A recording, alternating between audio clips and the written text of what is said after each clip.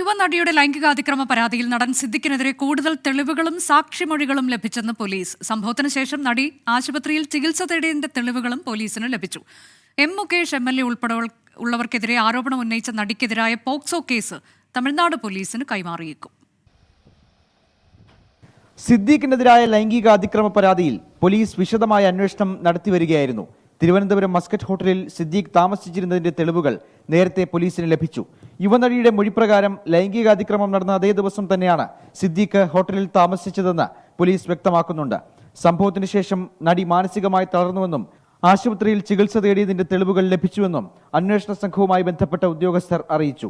കൂടാതെ നിർണായകമായ ചില സാക്ഷിമൊഴികളും ലഭിച്ചു. സിദ്ദീഖിന്റെ മുൻകൂർ ജാമ്യ ഹർജിയിൽ കോടതി വിധി വരുന്നതിന് പിന്നാലെ കുറ്റപത്രം സമർപ്പിക്കാനാണ് അന്വേഷണ സംഘത്തിന്റെ നീക്കം. എം മുകേഷ് MLA ഉൾപ്പെടെയുള്ളവർക്കെതിരെ ആരോപണം ഉന്നയിച്ച നടിക്കെതിരായ പോക്സോ കേസ് തമിഴ്നാട് പോലീസിന് കൈമാറാനും നീക്കമുണ്ട്. മൂവാറ്റുപുഴ പോലീസാണ് നടിയുടെ ബന്ധുവായ യുവതിയുടെ പരാതിയിൽ കേസെടുത്തത്. നടി മുൻകൂർ ജാമ്യാപേക്ഷയുമായി മദ്രാസ് ഹൈക്കോടതിയെ സമീപിച്ചു. 24 തിരുവനന്തപുരം.